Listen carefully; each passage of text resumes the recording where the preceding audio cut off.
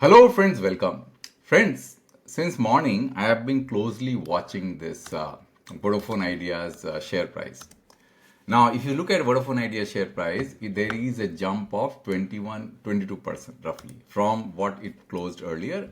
Initially, it hit a circuit breaker of 10% here, and then finally, if you look at that, then it was a 15%, and then finally it has been in free ride. It was increasing, and then there is a slight dip here, right? So today the stock prices have increased to 8.62 rupees per share. And in the earlier close, the number was, let me see what the number was. The number was 6.8 rupees. Now, friends, why I'm doing this video today? The reason I'm doing this video is to kind of investigate, analyze what is the reason for this value which is getting unlocked. Why the share prices is going very, very high, and whether it is speculative in nature or there is any substance, right? Whether because of the share price is going very high. Second, the cash flow relief that Vodafone Idea has got on account of the GoI's conversion of 22.6% to 49% means increasing stake from 22% to 49%, which is a substantial portion of their debt, which is around 36k crore, has been converted to equity. Whether that cash flow relief is sufficient or not, and how much Vodafone Idea has to increase their revenue in order to prevent any further dilution of their company, means prevent any further increase of stake of the government of India from 49% to beyond 49%, which will make Vodafone Idea lose control of their company. That is the second part. And the third part of this video, which I will not be able to record in this video because the video will become very long. If at all Vodafone Idea gets converted into a PSU, whether there is a possibility of merger with BSNL, and if that merger takes place, what kind of value it can unlock from spectrum synergies and operational challenges. Both the things I am going to cover in the second part of the video. This is the first part of the video, which will talk about only two things: why this value is getting unlocked, whether it is speculative or there is a substance, the cash flow relief that Vodafone Idea has got, whether that cash flow release is sufficient or not, or how much that Vodafone Idea has to increase their revenue in order to prevent further dilution. Okay, so let's first investigate the first part of the video, which is why this value is getting unlocked. Now, friends, Vodafone Idea already has a negative PAT, means their profit after tax is negative.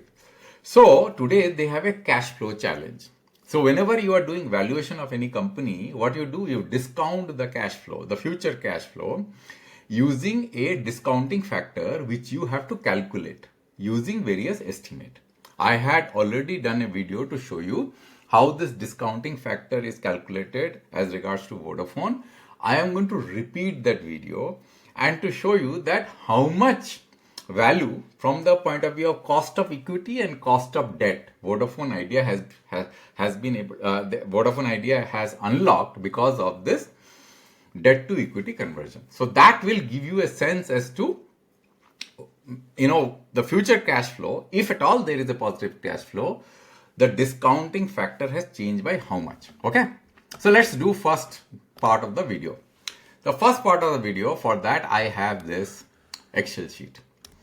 Many viewers who are watching my channel, they probably know that they might have seen this Excel sheet. You can pause the video and have a look. This sheet has all the ingredients. And let me, for the new viewers, I would like to explain to you how to calculate cost of equity, how to calculate cost of debt, and how to calculate cost of capital. It is almost like a corporate finance class, but I will try to summarize it very, very fast. Now, friends, you know that Vodafone Idea has a debt before this equity conversion of roughly around 2.25 lakh crores. Okay. Their market value of equity, if you go here and have a look here, it comes out to be around 60.9, right? Because of the current increase of market value of equity. So what I have done is, because it is changing on a ongoing basis, so I will make it 60 here right now. So it is continuously changing. So let me make it 60. Okay. So now it is 60. Okay. This is the market value of equity of lakh. So enterprise value will be what? So this will be this plus this, which is 2.85 lakh crores. Simple, right? What will be the debt to equity ratio?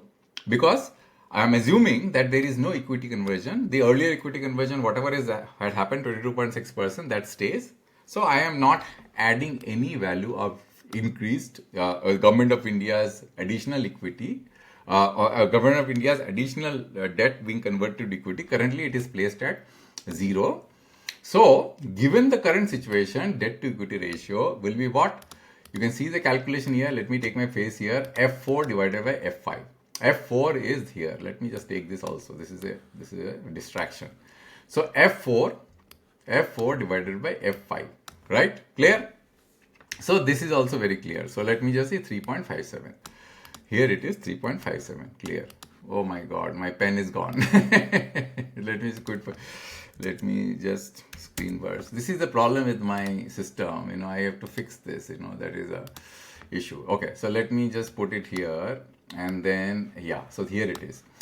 Now let's look at the 10-year bond rate, because whenever you are calculating cost of debt, you have to take the 10-year bond rate. So 10-year bond rate is very important. So this is 6.8% yield 10-year bond rate.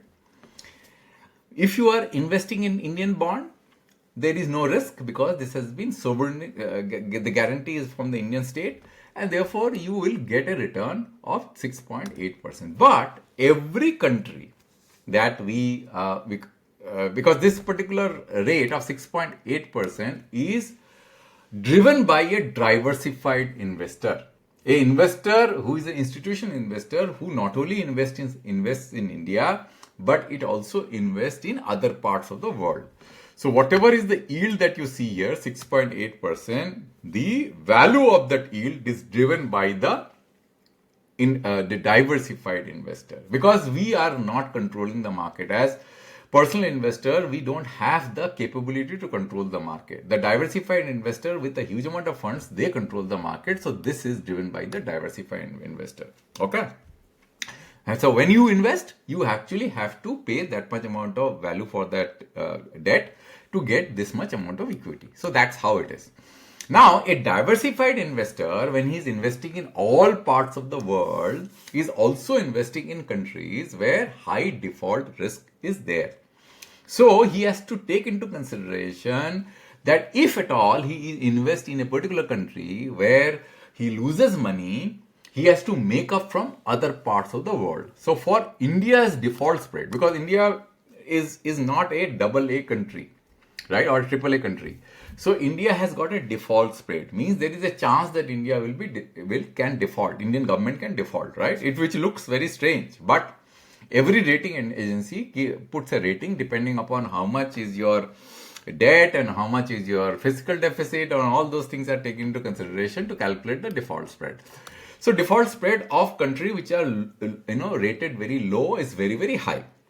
So our default spread, country's default spread is 2.18%, means a diversified investor needs to make 2.18% more than the bond yield in order to stay afloat. Okay. So that is if you are investing in bond. But if you are investing in a company like Vodafone, then you have additional risk. So that is called the VI default spread. Now, VI default spread, I do not know. This is very strange, and I spoke about this in the earlier video. This is 1.55% because there is a CARE B rating, right? Which I find it hard to believe, because the rating of VI depends upon how much debt and risk that an investor carries, right? Since VI has got government backing, that is why the default spread is so low. Otherwise, this default spread can go as high as 10%, 15%. That is the reason the cost of debt of VI is coming out to be 10.53%. How? If you just add all these three, you will get 10.53%. Simple as that. Okay. So, but the cost of debt of VI should be very high. If you are going to increase this number to a higher level, imagine that India's country's default spread 2.18% and VI's default spread is 1.55% on top of the country's default spread, right? So this is not a realistic number, but it is reflecting the confidence that investors or the debt holders have on government that Vodafone Idea is not going to go red. Okay, so this is the cost of debt. Now, what is the equity risk premium? So what is equity risk premium? How much risk that a investor sees in Indian equity. Now, as per Damodaran, he does this work and he has published a number beginning of this year, which is 7.26%. It can change, right? Now, why you need ERP, equity risk premium? The reason you need ERP is because the risk-free rate plus the ERP multiplied by beta will give you the cost of equity. This is called the CAPM model, right? Now, the risk-free rate is what? 4.62. Why it is 4.62? Because the 10-year bond yield minus the country default spread is going to give you the risk-free rate. If you subtract 6.8 from 6.8, 2.18, you will get 4.62, right? Now 4.62, on 4.62, you have to add the ERP, the country risk equity risk premium, because this is the risk-free rate and the ERP. Now, normally, if you are investing in Sensex, right, which is quite diversified, then the beta will be 1. Why beta? Because the beta will get multiplied by the ERP. And beta is a reflection of the volatility of that asset class with respect to a diversified index. Okay. So let's say if there is a stock which is highly correlated with the index, then their beta will be 1. So then what will happen? The cost of equity will become this, the equity risk premium plus the risk-free rate. You got it? Now, because telecom industry, because the characteristics of the telecom industry, because of the amount of investment that you have to make, blah, blah, blah, you tend to have a correlation which is slightly, different from the diversified index, which is 0.92. This is coming again from Damodaran, because he has done and compared country, these kind of stocks of all the countries. So I have to believe in his number because he's a guru. So I can't question what he is saying. Now the problem is that this is for a company, a normal telecom company with no debt. Now, if a company has got high debt, then you have to come out with a number called levered beta. Now, what is levered beta? Levered beta is a beta which is adjusted for debt. Now, let me just take this away from my this, so that it becomes. So, how do you calculate levered beta? You need to calculate. So, this is the formula. F16 is this, plus 1 minus F17, which is this, right? And then you have to add F7. So if you see here, which is the tax rate, because you have to make sure that because whenever you are investing in debt, you get a tax advantage.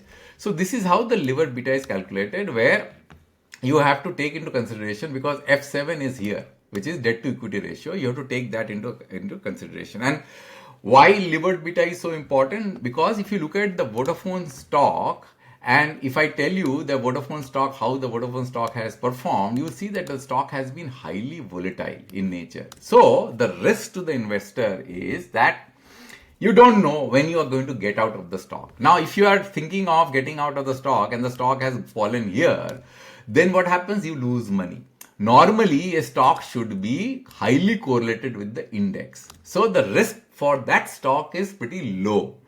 But in Vodafone Idea case, this stock is going like that and it is highly volatile. And that's why normal beta of a typical telecom company cannot be used. You got my point?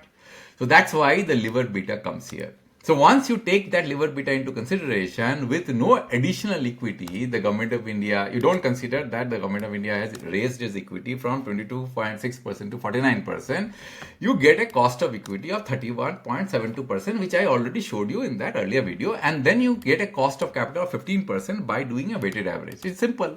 You take a weighted average of this number depending upon the market value of equity and the weighted average of cost of equity with the market value of the market value of debt and the market value of equity. It's a simple calculation. I'm going to take my face away and you will see that this is how the calculation is, right? You can pause the video and have a look at this number. So this is how it is. Now let me add here whatever the government of India has taken. So which is 0.36. Right, that is the number 0.36 lakh crores. So if you look at the 0.36 lakh crores, you will see that everything has been adjusted accordingly. Cost of debt will remain the same. It's not going to change. Why it is not going to change? Because these two things, an enterprise value, everything is going to remain same. Sorry, not, it has nothing to do with enterprise. It is the 10-year bond yield, country default spread, as well as the VI default spread, and that is why it is 10.53%. Whereas the cost of equity has significantly changed as soon as these numbers, when I added 0.36, because if I do an undo here, you see this was 31.72%. Now if I do redo, it becomes 22.89%. So when you are valuing your equity, instead of doing 31 point something, you have to value it 22.89. But this is more or less a theoretical exercise, my friends. This is not going to give you that stock value that you are seeing here. So if I do here, this is not going to give you this value because the cash flows are negative. So if you do a discounting, you will end up getting a zero value or a value which is close to very, very low number, 1 or 2, depending upon what the cash flow looks like, right? So why I gave you this theoretical calculation, because this is the right way of valuing any company. But when a company becomes too speculative, then you cannot apply this model. It is going to give you garbage.